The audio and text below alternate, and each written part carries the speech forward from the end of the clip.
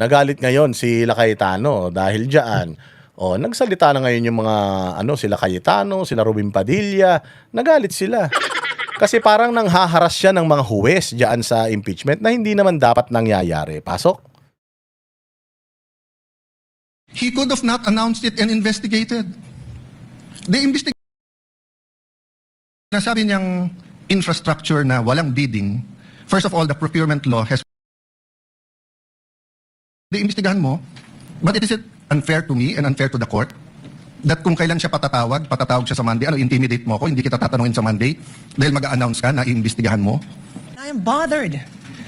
There is no jurisdiction in the world that allows a judge to be pressured and intimidated. And I ask each one of you, my dear colleagues, payag ba tayo sa ganito? Ganito na ba tayo dito ngayon?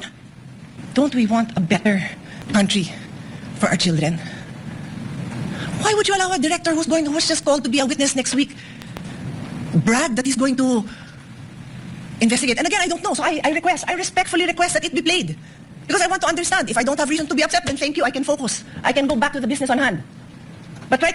Pero alam ninyo, for the first time, sabi ng mga athletes, kasi ako atleta ko eh. Naging atleta ako.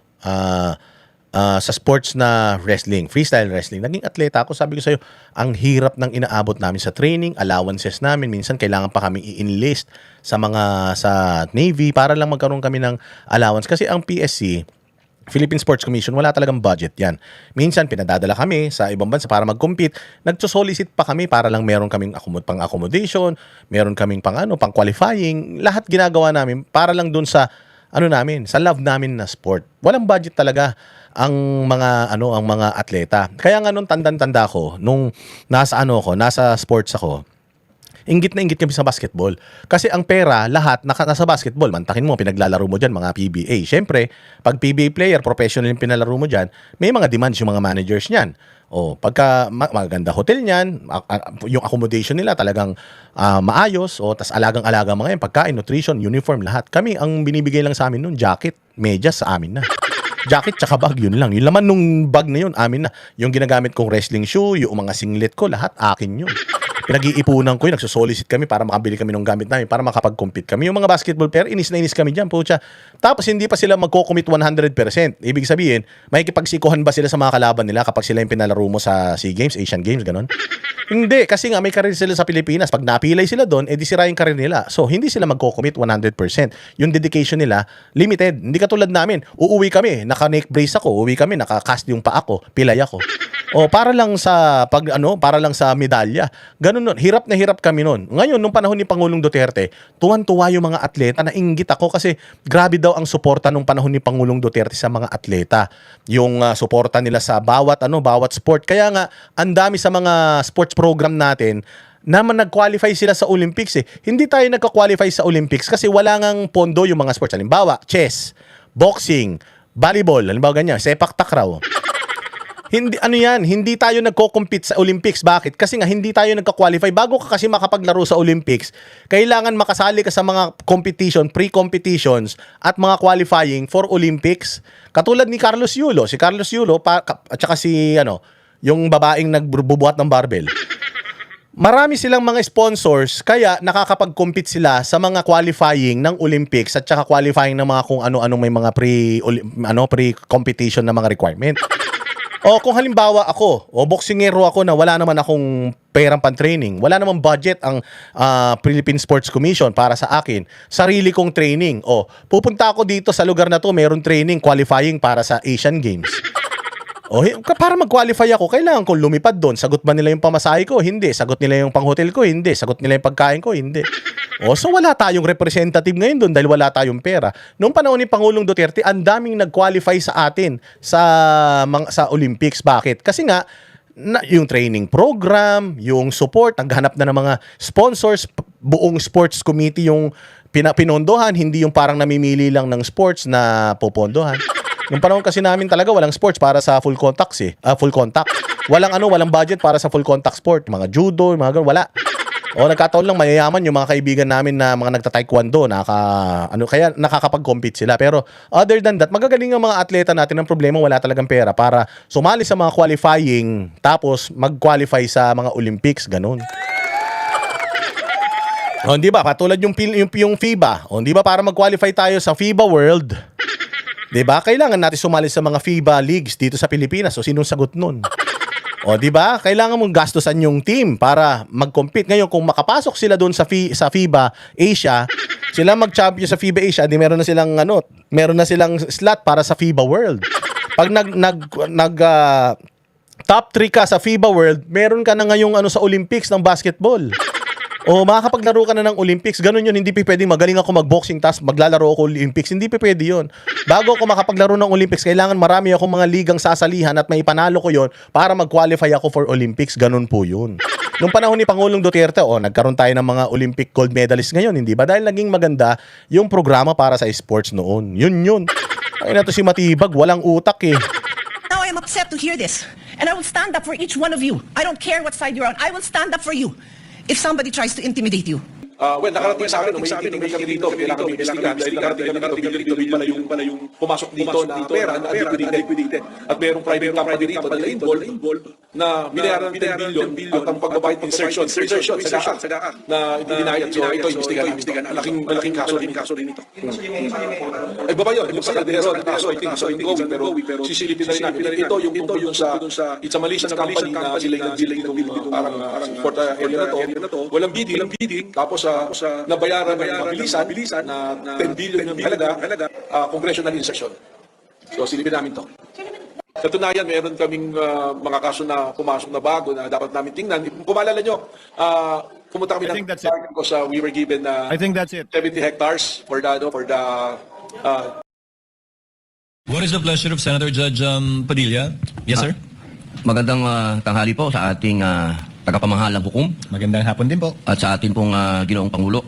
Nais ko lamang po magbigay ng isang maiksing manifesto. The gentleman has 2 minutes. Maraming salamat po. A'udhu billahi minasyaitanir rajim. Bismillahirrahmanirrahim.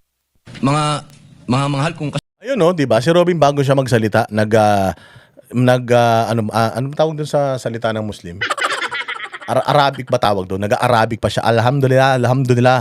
Allahu Akbar, di ba? Mga ganun pa siya. Ano sinasabi nito ni Angel Locsin na hindi niya ni-represent yung Muslim Brotherhood? Tanga rin to si Angel Locsin papansin kasama. Nais ko lamang pong idulog sa inyo ang aking nararamdaman, ang isang damdaming masasabi ko pong nagtatanong sapagkat ang mga nangyayari po sa ating hukuman sa mga oras na ito, hindi ko po alam kung ito ba ay eksakto lang na nangyayari o ito po ba ay sinasadya. Katulad po ng pagkakakulong ng ating dalawang senator judge na si Senator Jinggoy Estrada at si Senator Rodante Marcoleta. At ang kagiyat pong pagdating ng aming mga masasabing galing sa ombudsman, sa akin, at kay Senator Alan Peter Cayetano. At kahapon, pagkatapos pong ng isang araw na mabanggit ang patungkol sa pagpunta ng ating mahal na NBI Director sa Bangkok, at ito po ay kinwestiyon ni Senator Alan Peter Cayetano, kahapon po ay biglang lumabas ang isang pahayag na iniimbestigahan daw po yung patungkol sa pangyayari noong Southeast Asian Games. Ito po ba ay eksakto lang o ito po ba ay mayroong dapat tayong pangambahan? Sapagkat, alam niyo po, ako din po ay dapat ay pupunta ng Iran. Sapagkat isinagawa po ang pagbibigay-pugay sa namatay na kanilang leader, spiritual leader. Pero hindi po ako tumuloy dahil may impeachment po tayo. Tanong ko lamang po sa ating mga kasama, dapat po ba tayong mangamba? Dapat po ba kaming mangamba? At tayo po ay parang eksakto naman lahat ito? Hindi ba po tayo ay malayang korte? Tayo po ay may karapatan na binibigay ng konstitusyon na magsagawa po ng pagdinig na ito. Yun lamang po. Maraming salamat po, ginoong tagapamahalang hukom.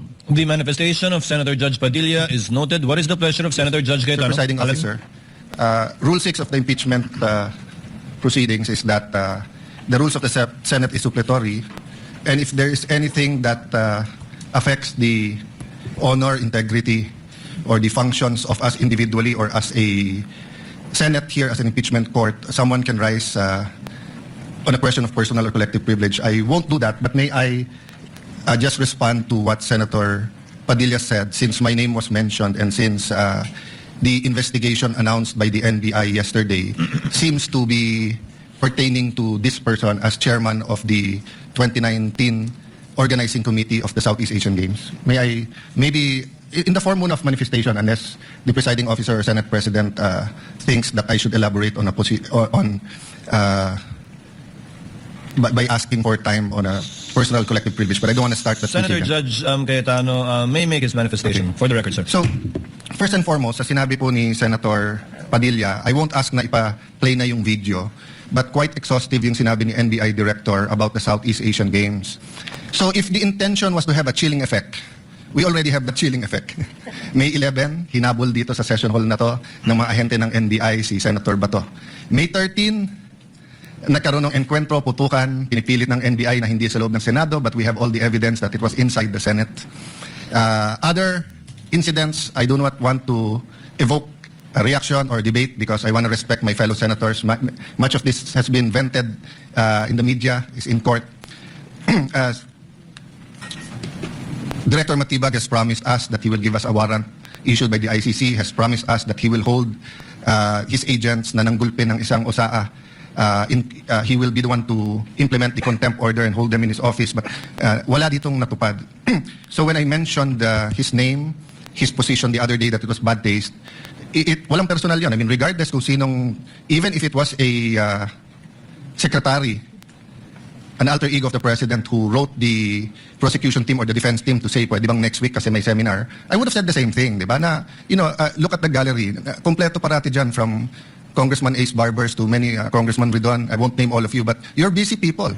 But you think this is important, so you take time out and you are here. Diba? Of course, the prosecution team, you have to be, you are here. We are here.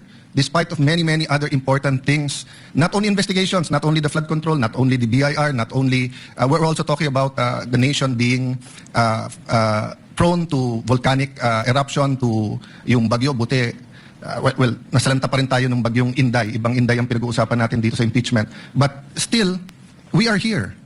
So it was in good faith that I said, as an example, mukha namang masama kapag yung isang bureau head. NBI director is a very important position, but it is a bureau. So if a bureau head, and tingnan yung invitation, nakalagay sa invitation, or your representative, and we resolved it. So aksidente ba na yesterday, suddenly after I mentioned it, and after, during the weekend, many have been talking about na dapat ata hindi 16. So 21 na lang kami ngayon eh. So 2/3 of 21 is 7. Pag nabawasan pa kami ng 3, 13 na lang yon. Pero some will argue, mabawasan lang kami ng 1 o 2, baka 13 na rin yon kasi wala naman half person o 3/4 person. So all of these issues are valid. Question, the chilling effect is there, but am I intimidated? Wala na akong choice. Ilalabang ko na to, gagawin ko yung dapat kong gawin. Bumaliktad man yung sitwasyon, si President Marcos ang ini-impeach and I felt a certain way, ilalabang ko rin. Chief Justice man ang i-impeach, ilalabang ko rin. But for the record, Mr. President, go ahead and investigate. First of all, that's been investigated many, many times. COA, I'm not sure. I think the Office of the Ombudsman, ang nag-file pa ata, Chief of Staff mo eh. Senator Rob, I'm not sure but parang may kaso na nun. Senator Drilon quizzed us here. I was Speaker of the House, but I chose to appear before the Senate to be able to answer all of those questions directly. The SEA Games, paulit-ulit yan. Biktima na ng speakership ng 2019 yan. Nahuli namin yung PR na sinabi, kikiam, pinakain daw mga Muslim ng baboy, when it was chicken longganisa na pinakain. Pero nasiraan na tayo sa Malaysia, Indonesia. The SEA Games gave us so much honor. So far, it's still the biggest SEA Games in history. Many of our athletes launched their career, even going to gold medals in the Olympics.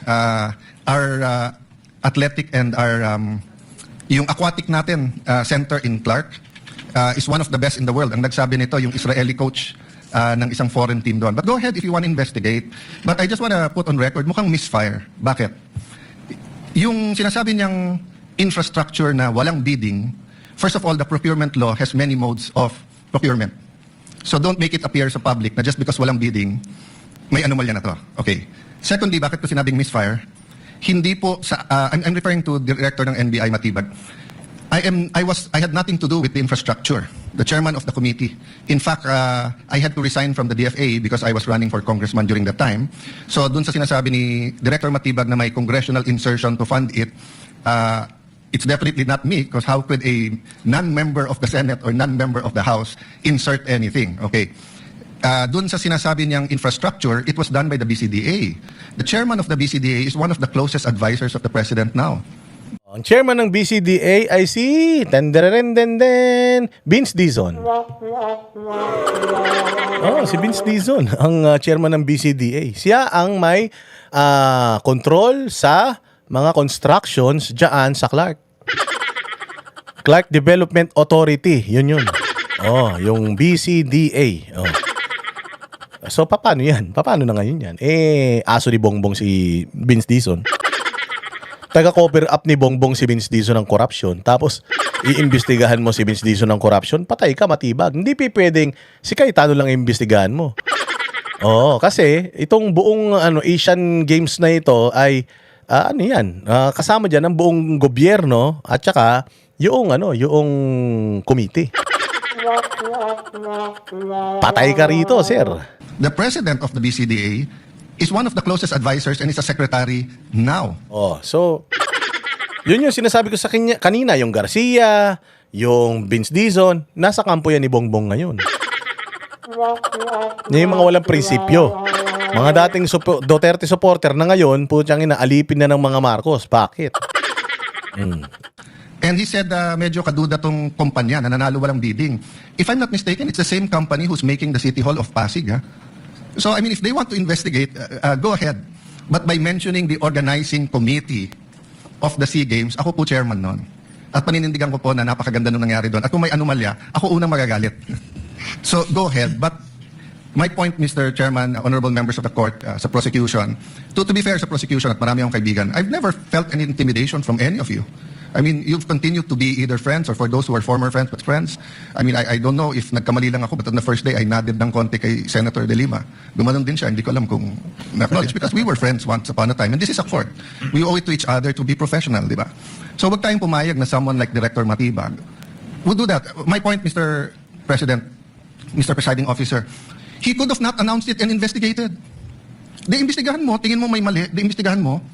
But it is unfair to me and unfair to the court that kung kailan siya patatawag siya sa Monday, intimidate mo ako, hindi kita tatanungin sa Monday dahil mag-a-announce ka na iimbestigahan mo. Tapos sasabihin mo may insertion, tapos sasabihin mo hindi liquidated po lahat yun. So, let me talk of unfairness. Hindi ba unfair? Kung ako babalik rin ko, sasabihin ko, inimbestigahan ko na rin kahapon Ang sabi sa akin, mainit ang ulo ni Director Matibag kasi may contractor na daw yung binigay na lupa para sa NBI at gusto niya sarili niyang contractor. So, would that be fair to him? No. It would be a marites accusation. So that's the same thing he announced yesterday. A marites accusation towards me that affects this court because I am now a senator judge. So I hope this is the last time that I'm going to have to speak about this. But definitely we've been speaking about this, binabawasan talaga kami. Iniisa-isa. Even yung mga vlogger na malapit sa administrasyon, sabi, 2 down, 3 down, may kasunod na. Di ba? So, Mr. President, I want this impeachment to be a test that the 1987 Constitution works. And that despite political differences, the prosecution and defense, I saw them after the first or second day, nagkakamayang kayo. Nagkakamustahan. After the first or second day nung mainit na baliktatakan dyan sa pre-trial, nagbabatian. Di ba? Even in court. So, we can't help but be emotional. We can't help but get mad at what we think is disgusting or sometimes crossing the line. But is there any question that for this verdict, whether it's for conviction or acquittal, to be accepted by the Filipino people, we have to make sure that the integrity of the court is intact. I will admit to you, nahirapan po ako. Wala si Senator Marcoleta. Iilan lang po kaming abogado dito. Si Senator Pangilinan, Senator Cheese, si Aimee is a law graduate, di ba? Pia. Senator Pia, Bam is a second-year law student and I'm encouraging him na tapusin niya. Total review na yung nangyayari ngayon. But it's not easy. 24 lang kami, nabawasan na ng 3. So I hope this issue of the integrity of the court becomes an issue for all of us. No, I'll repeat what I said when I was Senate President. Director, hindi mo kami natibag. So wag mo try itibagin tong representation na to o itong impeachment court because what you're doing is not helping. You investigate whatever you want to investigate. You want to investigate ba't ako napatubo ng balbas? Investigate mo, no problem with me. Pero wag mo nang i-announce kasi nga naaapektuhan yung integrity ng court. Thank you for the leeway, Presiding Officer. Thank you. Diba? Oh, yari ka ngayon. Yari ka ngayon, Matibag. Oh, ang problema, yung sisilipin mo, na matagal nang sinilip, ano na yun, planchado na. So para lang makaganti ka, so ganyan kababaw ang pagkatao mo, huwag ka mag-alala. Hindi araw-araw Pasko, hindi habang buhay, nandiyan ka sa posisyon at yung mga amo mo bilang aso kanila, maniwala ka sa hindi, matatapos din sila. At pag umikot ang gulong ng kapalaran, puta, nagalingan nyo. Yung mga cancer nyo, biglang lalabas yan. Ihanda nyo na yung mga wheelchair ninyo dahil sigurado ako sasakyan nyo lahat yan. Hospital arrest lahat ng mga mga ire-request ninyo. Konting tiis na lang mga bossing. Marami talagang mga abusado. Pero nandito tayo para ibiso lahat yan. Bato-bato sa langit, antamahan magmagalit. Huwag masyadong masakit ang puso. Okay, huwag kayo masyadong masaktan, ha? Ganun talaga buhay. Pinili nyo yan, nagpakapolitiko kayo. Huwag kayo magagalit, okay? So, maraming salamat mga banateros. Kita-kita po tayo ulit sa susunod na vlog. Kung nagustuhan mo itong vlog na ito, like, share, subscribe. Magpakulay ka nga. Subukan mo kung gumagana pa yung super thanks na yan. Thank you very much. I'll see you again next vlog. Kami ang boses ng masa, hindi natatakot. Katotohanan lang, di kami nalulunod. Walang bahid ng sismis, lahat ay totoo. Kahit sino ka pa, pag mali ka babanatan ka. Walang pinipiling kulay, wala kaming kinikilingan. Basta para sa bayan, kami lalaban. Pag tama palakpakan, pag mali banatan. Di matitinag, di matatakot, para sa bayan tuloy ang sigaw. Sa harap ng kamera, walang halong takot. Mga baluktot, lahat kayo'y tutumba. Ang hustisya at totoo, yun lang ang mahalaga. Kahit sinong harang, di kami matitinag. Walang pinipiling kulay, wala kaming kinikilingan. Basta para sa bayan, kami lalaban.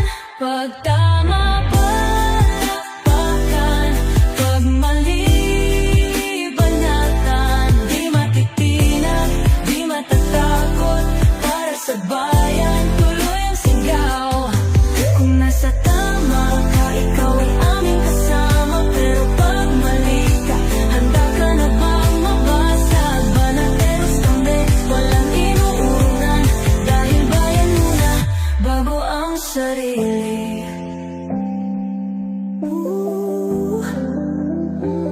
Bago ang sarili.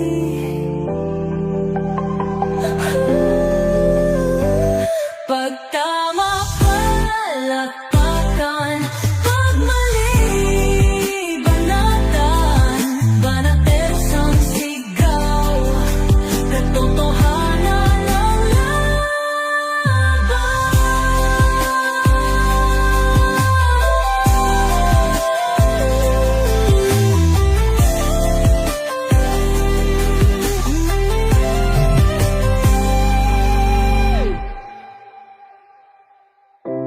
Sa harap ng kamera, walang